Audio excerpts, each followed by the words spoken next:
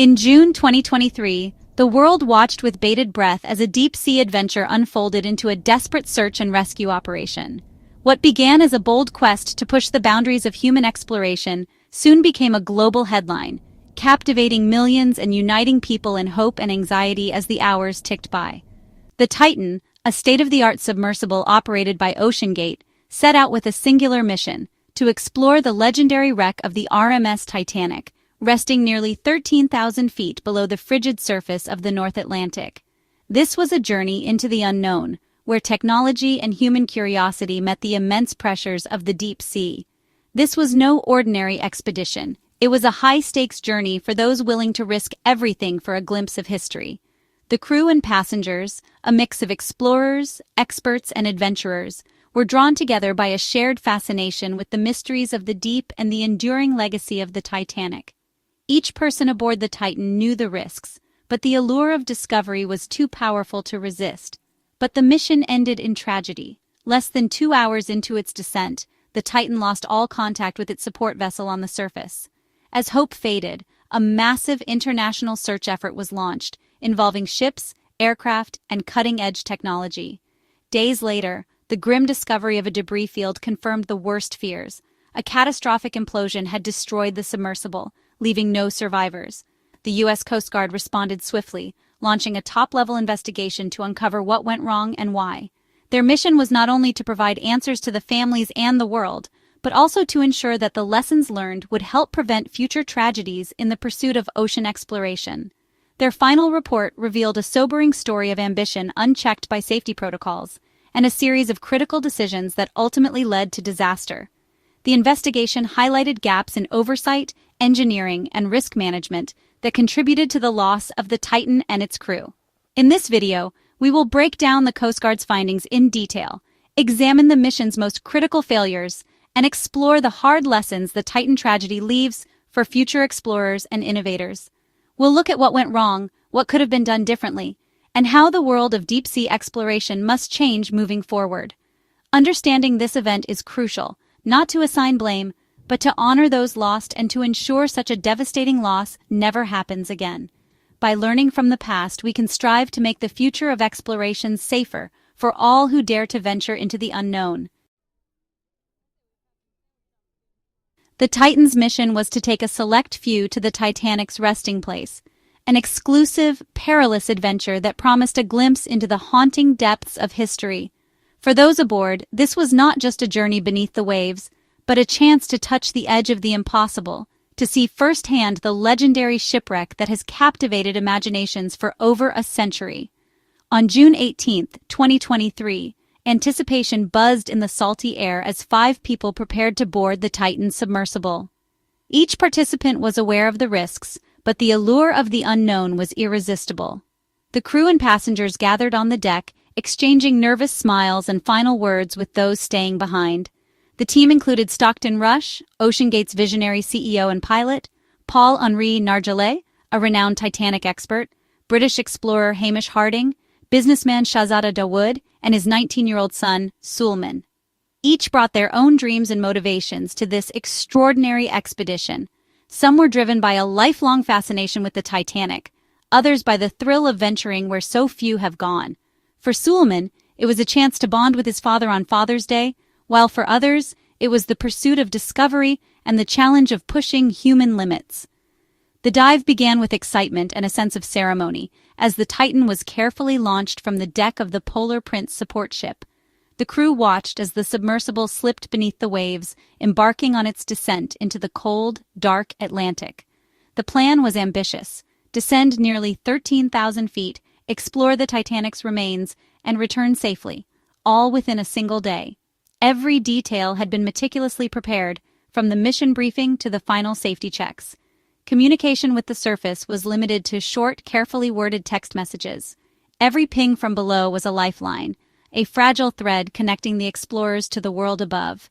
Less than 2 hours into the descent, as the Titan plunged deeper into the abyss, all contact was suddenly lost. The control room's screens went silent, and the ocean swallowed the submersible's signal without a trace. The silence that followed was deafening. News of the missing submersible spread rapidly, sending shockwaves through the maritime community and beyond. On the ship, hope mingled with dread as hours passed with no word from below. The loss of the Titan and its crew forced a global reckoning with the risks and responsibilities of deep-sea tourism. It was a sobering reminder that the ocean's depths remain one of Earth's last great frontiers, beautiful, mysterious, and unforgiving. After the Titan's remains were found, the Coast Guard's Marine Board of Investigation began its work. Their report concluded the Titan imploded due to the failure of its experimental carbon fiber hull under immense pressure. The design, materials, and lack of rigorous testing all contributed to the disaster. OceanGate's culture, led by Stockton Rush, dismissed established safety standards and skipped independent certification. The report identified three main failures: no certification, an unproven hull design, and ignored expert warnings. The tragedy was not a single error, but a chain of preventable mistakes. The Coast Guard's findings are a stark warning for the entire industry. The Coast Guard's report was clear. The Titan disaster was preventable. OceanGate's leadership, especially Stockton Rush, ignored repeated warnings and industry standards. Experts, former employees, and naval architects all raised urgent safety concerns. None were heeded. The investigation found that had Rush survived, he could have faced charges of gross negligence. The company's resistance to scrutiny and overconfidence in untested technology proved fatal. The lesson in extreme environments: safety must always come first. The Titan's fate is a cautionary tale about the cost of ignoring red flags. The Titan's downfall began with its radical design, a cylindrical hull made of carbon fiber, a material rarely used for deep-sea submersibles. This choice was a bold departure from the industry standard, which almost always relies on robust, spherical titanium hulls. The cylindrical shape, while innovative, introduced new engineering challenges, especially when paired with carbon fiber, a material more common in aerospace than in the crushing depths of the ocean.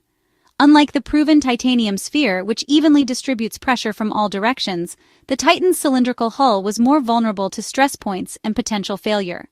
Carbon fiber, while lightweight and strong in certain applications, is susceptible to hidden flaws, tiny cracks or delaminations that can grow with each dive. Under the immense, relentless pressure of the deep sea, these weaknesses can remain invisible until it's too late. Experts repeatedly warned that this material, especially in a cylindrical form, could fail suddenly and catastrophically, leaving no time for escape or rescue. Despite these warnings, OceanGate refused to seek third-party certification for the Titan's design and construction. By bypassing the industry's rigorous safety checks, they sidestepped the very process designed to catch dangerous flaws before tragedy could strike. Stockton Rush, OceanGate's CEO, argued that strict regulations stifled innovation and slowed progress, insisting that his team's internal expertise was enough to ensure safety. Instead of external oversight, OceanGate relied on internal monitoring systems to detect problems in real time, believing technology could replace independent review. But the Coast Guard and other authorities found this approach dangerously inadequate. Self-regulation could not substitute for the objectivity and thoroughness of independent certification. The monitoring system could only detect failure as it happened, offering no warning, no margin for error, and no chance for intervention once disaster struck. Without independent oversight, there was never any guarantee that the Titan was truly safe to dive. Each mission was a leap of faith, not a calculated risk. The lack of certification wasn't an oversight.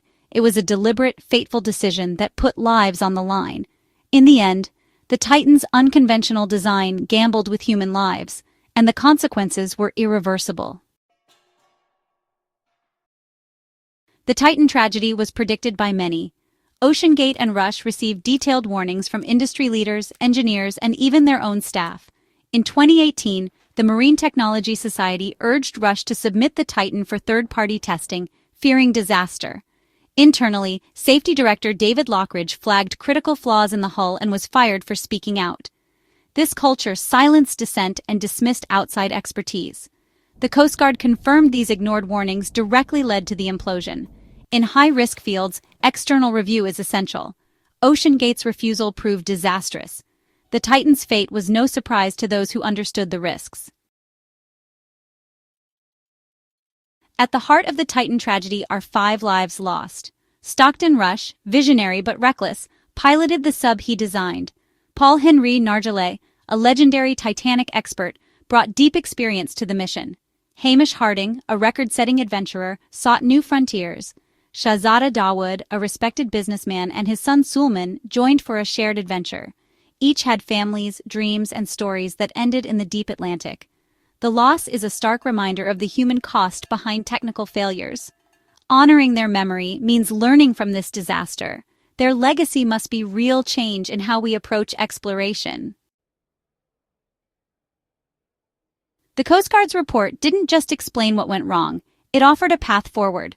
The top recommendation: require all passenger submersibles to undergo third-party certification, closing the loophole OceanGate exploited. Stricter regulations would ensure no vessel carries people without meeting rigorous safety standards. The report also called for international agreements to govern submersibles in open waters, preventing companies from dodging oversight. Improved emergency protocols and clearer communication systems were urged for future missions. Transparency is key. Passengers must be told the real risks and certification status before boarding. These steps aim to make deep-sea exploration safer for everyone. The Titan's loss must lead to lasting change. The Titan's story is a warning about the dangers of unchecked ambition and ignoring hard-won safety lessons. The Coast Guard's report is a call to action. Safety and independent oversight are non-negotiable in extreme environments. Regulations aren't obstacles, they're the foundation of safe exploration. The tragedy forced a global reckoning with the true cost of innovation without responsibility. Honoring the 5 lost means closing regulatory gaps and demanding accountability. The deep ocean remains a frontier, but it must be explored with respect and caution. True progress is measured by how safely we push boundaries, not how recklessly. The Titan's legacy is a vow: never let ambition outpace wisdom in the depths of the sea.